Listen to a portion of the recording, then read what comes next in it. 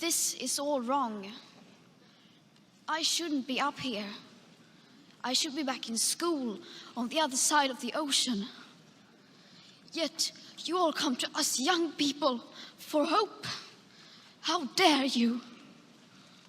You have stolen my dreams and my childhood with your empty words, and yet I'm one of the lucky ones.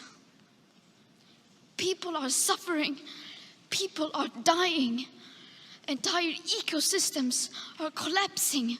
We are in the beginning of a mass extinction, and all you can talk about is money and fairy tales of eternal economic growth. How dare you?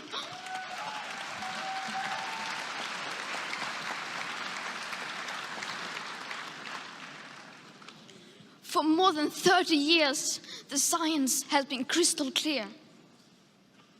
How dare you continue to look away and come here saying that you're doing enough when the politics and solutions needed are still nowhere in sight?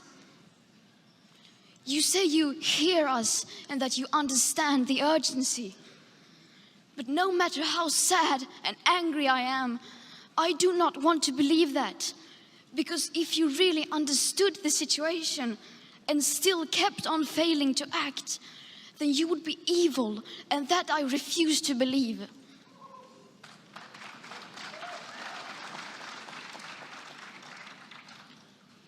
The popular idea of cutting our emissions in half in 10 years only gives us a 50% chance of staying below 1.5 degrees and the risk of setting off irreversible chain reactions beyond human control. 50% may be acceptable to you, but those numbers do not include tipping points, most feedback loops, additional warming hidden by toxic air pollution, or the aspects of equity and climate justice. They also rely on my generation sucking hundreds of billions of tons of your CO2 out of the air with technologies that barely exist. So a 50% risk is simply not acceptable to us, we who have to live with the consequences. To have a 67% chance of staying below a 1.5 degrees of global temperature rise, the best odds given by the IPCC, the world had 420 gigatons of CO2 left to emit back on January 1st, 2018. Today, that figure is already down to less than 350 gigatons. How dare you pretend that this can be solved with just business as usual and some technical solutions? With today's emissions levels, that remaining CO2 budget will be entirely gone within less than 8.5 years.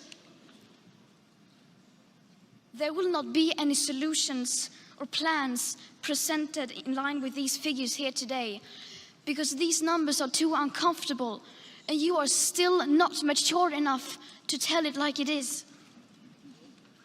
You are failing us. But the young people are starting to understand your betrayal. The eyes of all future generations are upon you. And if you choose to fail us, I say we will never forgive you.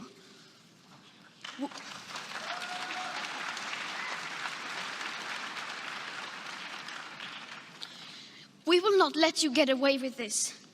Right here, right now, is where we draw the line. The world is waking up, and change is coming whether you like it or not. Thank you.